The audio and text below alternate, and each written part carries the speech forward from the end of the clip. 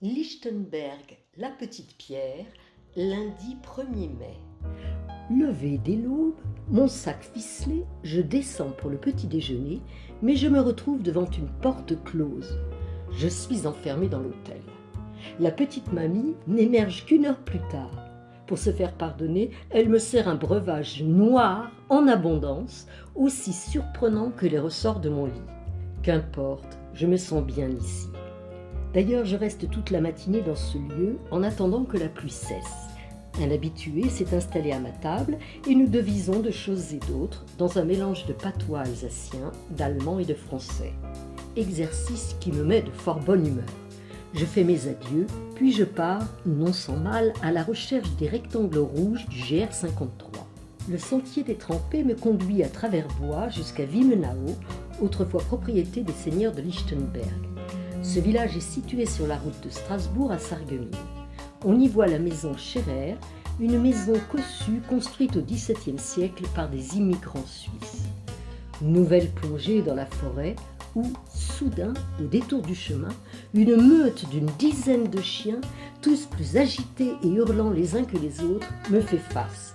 Je me fige promptement, pas très fier, jusqu'à ce que les bêtes, aussi nombreux que les chiens, les rattrapent et les retiennent par leurs colliers avec plus ou moins de difficulté.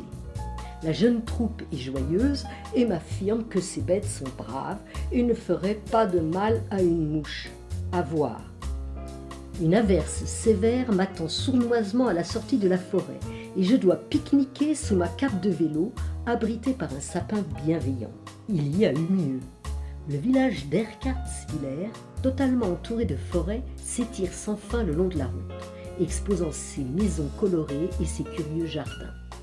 Encore une crête en forêt, et le gros bourg de la Petite Pierre apparaît sur son rocher, avec ses maisons serrées les unes contre les autres.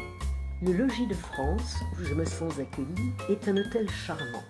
À l'heure du dîner, face à l'immense baie vitrée donnant sur la lointaine forêt, j'avale méthodiquement tout ce qui est à portée de main. J'ai faim. Mon corps mérite cette attention, car dans les derniers kilomètres, je me suis entendu dire « j'en ai plein les bottes ». D'ailleurs, je viens de déranger le bienveillant pharmacien de garde qui me propose des pansements fabuleux pour les ampoules. Je lui en saurai gré, car dès lors, je n'entendrai plus parler de mes pieds. Requinqué, j'arpente à petits pas les ruelles de la Stettel, ou ville féodale de la Petite Pierre. René Char y a été mobilisé pendant la dernière guerre, alors qu'il avait 32 ans. Il y a puisé une part de son inspiration. Je t'ai montré la Petite Pierre, la dot de sa forêt, le ciel qui naît aux branches, le pollen 2 fois vivant sous la flambée des fleurs, une tour qu'on hisse de loin comme la voile du corsaire, le lac redevenu le berceau du moulin, le sommeil d'un enfant. René Char dans Le nu perdu. Vauban, qui a réalisé ici une place forte, s'exprimait plus techniquement. La Petite Pierre, l'une des plus petites villes du monde, est la plus bizarrement située sur un roc escarpé aux 3/4 de son circuit. Petite curiosité, selon la Charte européenne des langues régionales ou minoritaires, les rues ont une dénomination bilingue. Par exemple, la rue des Bergers se nomme aussi Hirteneck, textuellement le coin du Pâtre.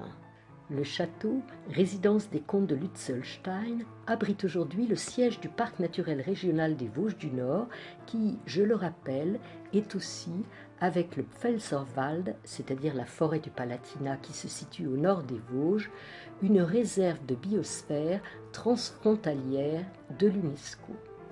Avant de m'endormir, j'entends la poésie de René Char dans Loin de nos cendres. Pour qu'une forêt soit superbe, il lui faut l'âge et l'infini.